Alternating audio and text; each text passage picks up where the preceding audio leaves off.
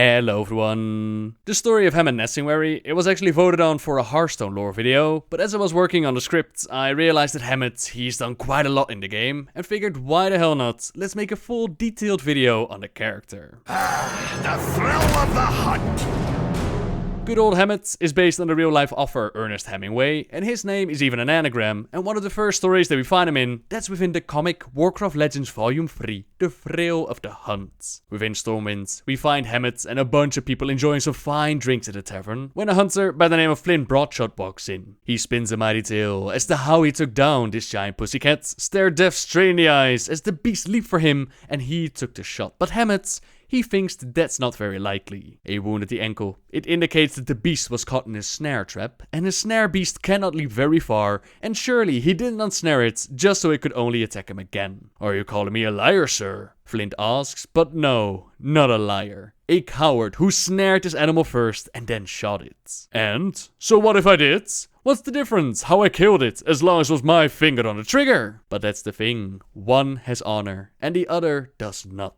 Flint tries to laugh at Hemet, the greatest hunter in all of Azeroth, since the dwarf himself must have killed thousands of animals single-handedly. What does he know of honor? Aye. He was once like Flint. Not a moment's thought did he give to the beast lying in the side of his barrel. He would hire his services to anyone, always seeking the adrenaline rush of taking the animal down before it can do the same to you. That was until one hunt years ago, it changed his definition of what it really means to be a hunter. In Winterspring, Nesingwary was looking for a mad furbolg that had been terrorizing the druid haven of Moonglade. Yet as he was just about to take the perfect shot, his hunt was interrupted by another group of hunters, who told him that they were hunting down a fox. Hemet figured that hunting his fox wouldn't take him very long to do. It would be good to dust off the small game cobwebs, and they in turn could help him with hunting the blast furbolg to make up for ruining his kill. The leader of the group, Greedy, he reluctantly agrees, but as Hemet would soon find out, they were not actually hunting for a fox, they were actually hunting for a much smaller, much vulnerable game. You see, the Night Elf Druid Selena and her Frostsaber mount Isis, they already ran into Creed and his band, who killed her mount to get to her cubs. The fur on Frostsaber cubs, it has stripe pattern, which is very unique, though as they mature, the stripes then turn into the normal Frostsaber markings, so killing them and selling the pelts before they could change, that would earn Creedy quite a penny. He'll stop at nothing to get to them, but they're just babies. There's no sport in hunting down cubs that don't even have claws to scratch you. No hunter with a grain of self-respect would waste his time on such unchallenging prey. But that's just the thing. I'm not a hunter today. I'm an opportunist, Creedy says as he finds Hemet, Telina, and the place where they hit the cubs. They might have been killed in that very moment, was it not for Jensen, one of Creedy's followers, who thought that they were taking this all too far. Hunting cubs, that was one thing, but murdering a dwarf and a night elf, that went a little bit too far for his taste, which gave Hemet and Telina the opportunity to escape.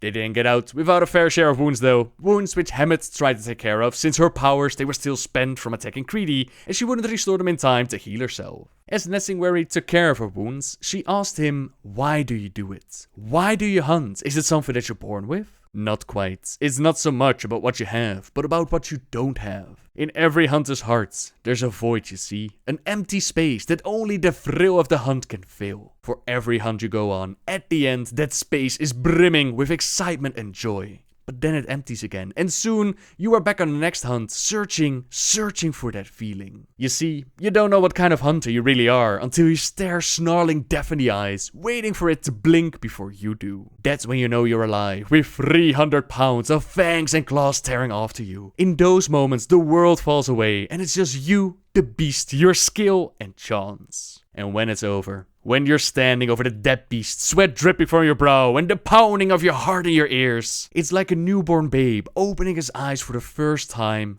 every time. The druid and the hunter may never see eye to eye on this matter, but hearing him describe it like that, she can see why others may join the hunt. With her final breath, she asked Hemet to take care of the cubs, to not let Creedy kill them, and that's exactly what he will do. He came here seeking a mad beast, and by the light, he has found one. Creedy has turned the greatest hunter in all of Azeroth against him, and with his many years of experience, one by one, Hemet's able to take care of the group. These cubs are now under his protection, and as he has Creedy dangling upside down, the man tries to bargain. He'll give him their share, 50-50, all of it. Just don't kill me. Surely, there's a hunter's code about not killing someone in cold blood. Aye, but I'm not a hunter today. I'm an opportunist. And right now, I see an opportunity for you to help me. as bait. Needless to say, he was finally able to kill the Furbolg, though he did let it pod greedy for a few minutes before taking the shot. In the end, he walked into Winterspring the Hunter, but walked out of it with those cubs as the protector. That day was the day that he learned the true meaning of an honorable kill, and until you learn that lesson, the thrill of the hunt is as meaningless as the story that Flint was trying to tell. Hemet then picks up the mighty pussycat to give it a proper burial, and that's where the tale ends, with Flint being exposed for the liar and the coward that he is. Happy hunting! So in the comic, Hemet is given a rather noble notion when it comes to the hunts, but in-game, it usually just ends up with us helping him kill a whole bunch of the wildlife. Way back in Classic, we found Hemet Nesingwary at his expedition campsite within Stranglethorn, where he invited adventurers to join him on the hunt. Raptors, panthers and tigers, none were safe, while the dwarf was also working on a book called The Green Hills of Stranglethorn, a reference to the Green Hills of Africa, written by Ernest Hemingway. Back then, Barnell Stonepot had been trusted to proofread the manuscript of his novel, but a large gust of winds had blown through the camp and scattered the pages everywhere across the jungle. And when he says everywhere, he means everywhere, since mobs all across the jungle, they had a chance to drop one of the pages, which you could actually sell on the auction house, so this quest was very nice to level up alts quickly. We collected the pages, we turned in all 4 of the chapters, we hunted the mightiest beast that Stranglethorn had to offer, but this area was simply not big enough for someone like Hemet. He made his way to Outland when the Dark Portal reopened during the Burning Crusade, leaving his son behind to take care of the old campsite. They made it a bit easier to complete the Green Hills of Stranglethorn quest with the Cataclysm revamp, as now they only lost 1 page again, while if I remember correctly, the hunt part of the quest line, that never really changed. It's beast hunting time! We still hunt down young panthers, into Shadowmaw panthers, into taking on the elusive panther named Magvira. We hunt down young tigers, Stranglethorn tigers, elder Stranglethorn tigers, into taking on the ferocious tigress Sindal. We also hunt down Stranglethorn raptors, into Lashtail raptors, jungle stalkers, until finally we go for the treacherous raptor that no other hunter has been able to capture, namely Tethys. With those 3 big games hunted down, there's only one more challenge left for us in the jungle. The true prize is the head of King Bangalash. That white tiger is the reason why they're here, yet still it hunts them from his roost to the south. By killing King Bangalash, we'll prove our hunting prowess to be second to none. We take down the deadliest thing in the jungle, other than us of course, and earn ourselves the Green Hills of Stranglethorn achievements. And tell me, have you read me book, The Green Hills of Stranglethorn? You can actually read the book, and the tale is quite lengthy, but in short, it explains how Hemet and his expedition, how they set up within Stranglethorn. With him on this expedition, and you'll find that these named NPCs, they're usually an anagram for an offer or a story. Now with him is his servant Barnell Stonepot, Sir S.J. Erigaden, and Miss Ayek Roak. Her father fought alongside Hemet in many battles for the defense of the Alliance, and their expedition, they eventually set their eyes on raptors. But before they could celebrate the kill, they found themselves face to face with a whole pack of them. They had no other choice but to run for their lives into the jungle, while a pack of ferocious Lashtail raptors, they stalked their every move. The hunters had now become the hunted, and Hemet led their party towards the sea, hoping that the shoreline would provide refuge from the raptors. In their haste, however, they drifted too far to the north and they ended up on a cliff. The mistake was made. The fault was Hemet's. He stepped slowly forward, gun raised at the raptors. He had led these brave hunters to their death, and he would die defending them. Ajax and Sir Erigaden, they readied their weapons, flanking him on either side, with their backs to the sea. Barnell let out a defeated sigh, and he drew his axe. The Lashtails were almost upon them. Their steady stride had slowed. They were stalking their prey now, for they knew that they had them trapped. And then something miraculous happened. From off to their side, they heard the distinct and terrifying roar of the great white tiger. Despite their numbers, the raptors turned and scattered in all directions. They saw but a brief white flash as the tiger darted past them and pounced on one of the raptors. No command needed to be given. All 4 members of their party, they knew that it was time to run. They sprinted all the way back to the base camp, never slowing, and later that night, they sat quietly around the campfire, knowing that their lives had been saved by a bizarre twist of fate. Such are the risks of the big game hunter. We toy with fate by delivering it, yet each of them at some point will face fate's razor-sharp teeth. This dwarf is just glad that that moment did not come upon the Green Hills of Stranglethorn. So Bangladesh, he actually saved Hemet and his party, while like I mentioned, Nesingwary, he made his way to Nagrand, where we joined the new expedition and we severely lowered the local wildlife. It's beast hunting time! We hunted down Clefthoof pools into obtaining the Horn of Benfar, Windrucks into Ravenous Windrucks into obtaining the Eye of Gutripper, Telbuck Stags into Telbuck Thorngrazers into obtaining the Hoof of Bachlor.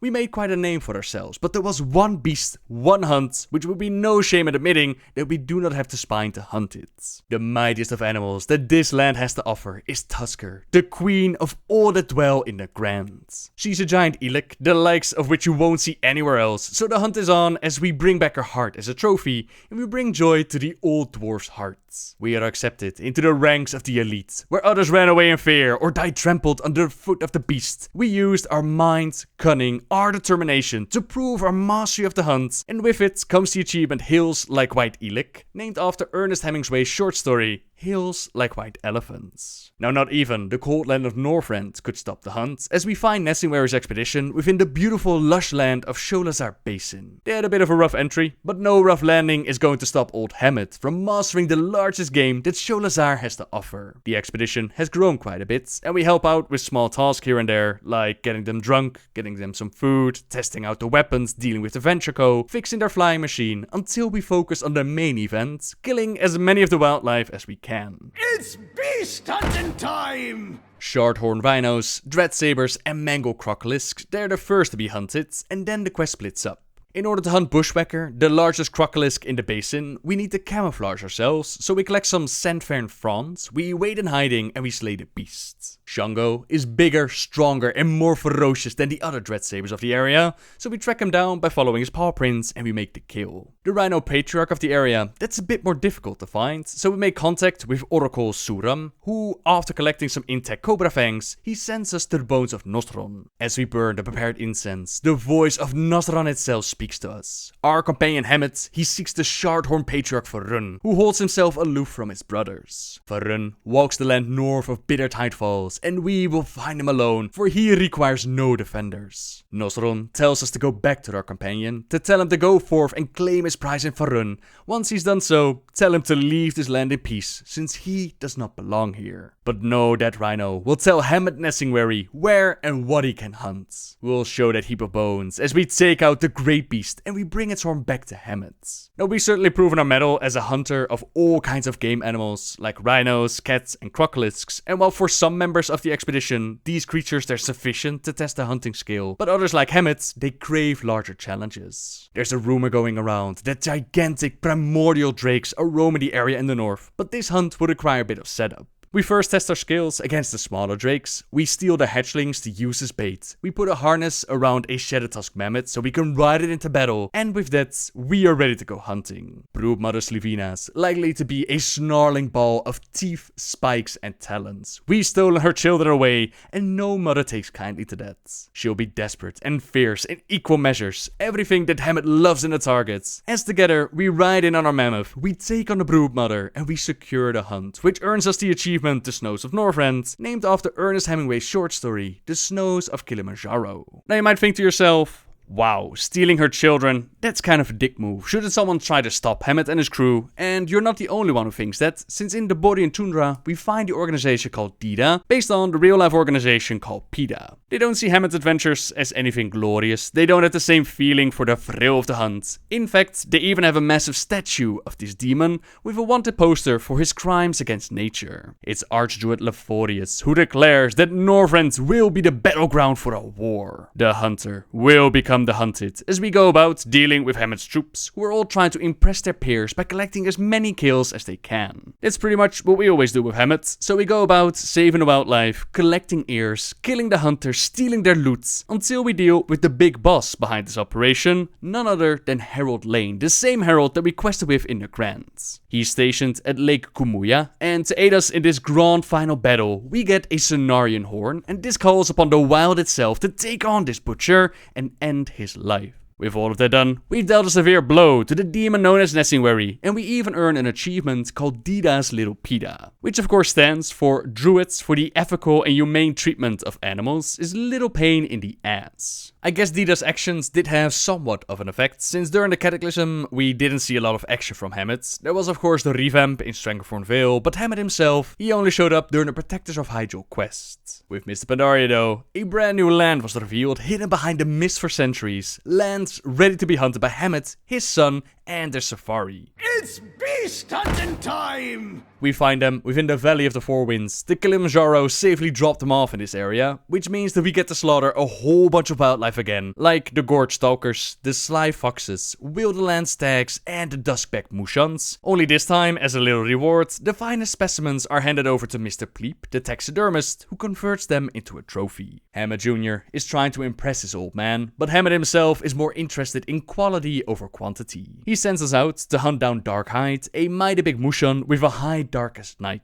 Not wanting to be left in a shadow, Junior decides to follow some writings on some very old tablets, which mention that the Torjari pits, they were used as a sacrificing site. The old empire used to feed unruly swords to the waters as it were, and while some might think to themselves that that's not a place I want to mess with, Junior believes that that's where he'll find a kill to make a name for himself. After collecting some tortoise shells as bait, he follows the ritual by doing a little dance. He says the words, "Heed my call, waters of pain, and bring forth Torjari's bane!" Except Torjari doesn't come out. Instead, Junior is taken over, saying that the master calls as he jumps into the waters down below. We quickly go after him. We try to shake him out of it, but Junior has checked out as Torjar's bane drops in. Together with Hemet, we take down this master as father and son hug it out. Junior is sorry for the mess that he made, but Hemet is very proud. He did indeed put the big into big game hunting, despite nearly ending up as a sacrifice, so it's time to grab a pint and celebrate. Oh, the thrill of the hunt! With Warlords of Draenor, Hemet didn't feel like celebrating much, as we find him on alternate Draenor in Nagrand again, drinking his sorrows away. Hemet, come to Nagrand, the allies and Horde said. There's big game to hunt still. But when he got here, was that what they wanted him to do? No. Hemet hunt the Warsong Wolves, deprive the orcs of their mounts. That's no job for Hemet Nesingwary. But after sharing a bit of ale together, the greatest hunter decides that hanging out in our garrison, that is a much better idea. Now Hemet himself didn't join the hunt, but some of his safari members, they did carry on, like Kia Herman, who had us hunt for Benfar in Nagrand, like we did during the Burning Crusade, only this one was found in alternate Draenor. In Ashran, you could also find Nesingwary's Lost Horn, which allows you to summon Hemet's pets, namely Gibby, Kroshik, Stompy, a Silkwin, Ironhide Bull, Direhorn, and a Cypress Condor, which all begin a stampede towards the enemy's faction base. These pets have apparently been picked up by Hemet during his travels, like Stompy, who could be found around Mount Neverest in Kunlai Summit, and Kroshik, who could be found on the Isle of Thunder. He actually went through a whole reincarnation bit, with the Saurak worshipping the being and the spirit of cross inside, but apparently Hemet, he took it upon himself to tame the beasts. Then, with Legion, we ventured forth to the Broken Isles, and this expansion, it allowed gnomes to finally embrace the thrill of the hunt, as they too can now become hunters. It's in High Mountain where we find Nesingwary, but the Hunter's Lodge, it has attracted a whole lot of amateurs who call themselves hunters. They're scaring away all the prize game with their antics, and while Hemet is a known expert with his rifle, he is yet to manage the art of negotiation. We do him a favor by telling these novice hunters to head for the hills, which some do without a problem, while others rather die than give up their hunts. Eddie Fizzlebog is also in the camp, and she has apparently followed Hemet on all of his expeditions, from Stranglethorn to Nagrand again, taking notes on his grand adventures and turning them into timeless literary tales. But truthfully, her heart is really in the hunt. She wants nothing more than put down the pen and pick up a rifle. Hemet has actually promised to teach her how to hunt once she finished his latest novel, but the goats around here, they ate her first draft, so we're kind enough to reclaim the manuscript for the rocky hills of High Mountain. We've proven ourselves to be quite capable at dealing with amateurs, so maybe we can also help out as ghostwriter. She's keen on learning how to hunt, but who's ever heard of a gnome hunter? Bets are quickly placed as to how long the gnome will last. Elias believes that she'll shoot us before she shoots a target, but all the same, we let her tag along as we take on the game in the area, like the Pine Rock Stalkers and Prowlers, the Pine Rock Elderhorn, and the Bristleford Bears. All the while, our new gnome companion tags along to pick up the art of hunting. Oh, learning to hunt is a dream come true. After taking on the smaller game, it's time to put our sights on some of the more dangerous animals in the area, like Rashar, a beast with amber eyes that hold an enchanting gaze. Elias told Hemet of this magical beast, but the dwarf simply laughed. He's not lying, and he wants us to prove it by slaying the beast and collecting its right eye. There's also been chatter around the hunter's lodge about a crazed moose that's terrorizing the basin. Lainey has never laid eyes on the beast, but it is said that its antlers are illuminated with magic. Where other, lesser hunters have tried and failed, we will prevail by collecting the antlers of the cursed ancient spirit Morashu, setting its spirit free in the process. I don't think Hemet himself could have taught me better. Hopefully he'll be impressed with my progress. Eddie has finished her training and proven that a gnome can shoot a rifle, but a true test of her skill that will be to see if she can track down an elusive beast. Rumor has it that a ravenous rock circles the basin, cursed by harpy magic, but no one's seen the beast up close. We'll help out the gnome by tracking down Irewing, and with a flare we signal the entire hunting party to join our little hunts. That was an exhilarating kill. One that'll make a fine chapter in my next novel. That really was a noteworthy hunt. We should head back to camp while it's still fresh in my mind. Eddie will write the tale of our adventures here today, but not many will believe that a gnome hunter took down a beast 10 times her size. If Eddie is going to be a more permanent member of their hunting party, then she'll need some specialty gear for someone her size. Hemet's munitions expert should have some ideas about what kind of weapon would best suit a gnome, so we stop by his camp to let him know that we'll need a prototype as soon as possible. Eddie is not the only one who's been armed by Hemet, since we've seen many ranged weapons and scopes that bear the name of the Great Hunter. There's even a legendary called Nesingwary's trapping threads, something with very large teeth. Try taking a bite out of these boots. Now after you complete this questline as a hunter, Eddie and even Hemet himself, they decide to join them as the new followers, which means that Hemet, he once again joins the war against the Legion, since in the Green Hills of Stranglethorn, he mentions how he has stood before a towering inferno on the battlefields, the army of the Burning Legion advancing from all directions. So that's pretty much Hemet's involvement within World of Warcraft, and as luck would have it, as I was planning to do this video, we had a little micro holiday in which balloon rides were offered all across the world.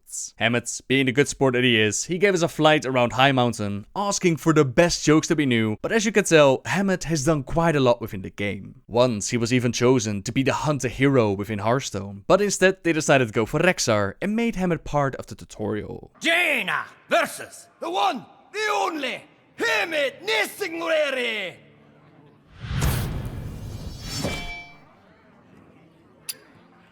Well, are you a pretty lass? Watch your tongue. Eh?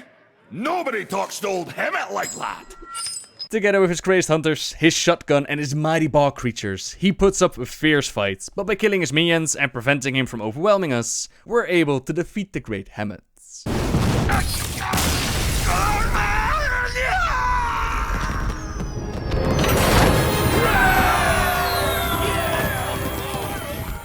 That's the end of your safari, Nesingwary. That it was, Jaina, until the Goblins vs. Gnome set was introduced and Hemet returned as a legendary card.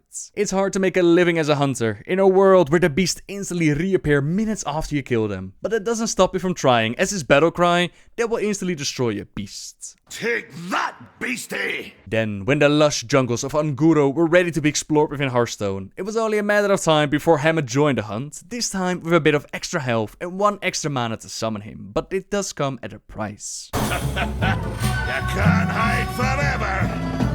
He will destroy all cards in your deck that cost 3 or less, which can be a big advantage where you're going to go into endgame. The Goblin travel agency, they have lost his luggage, but he's still having a great vacation. A new trophy! And that's really all I have for you today. When it comes to good old Hemet Nesingwary, he is the greatest hunter in all of Azeroth, and I'm sure that in the future expansions, he'll make an appearance once again. I'm actually blown away with how much there was to talk about. The dwarf has played some part in every single expansion, and I don't think a lot of characters share the same. Either way, let's wrap things up. As always, thank you very much for watching, everyone. Subscribe if you like my videos, leave a like if you enjoyed this one, and until next time, guys, see ya!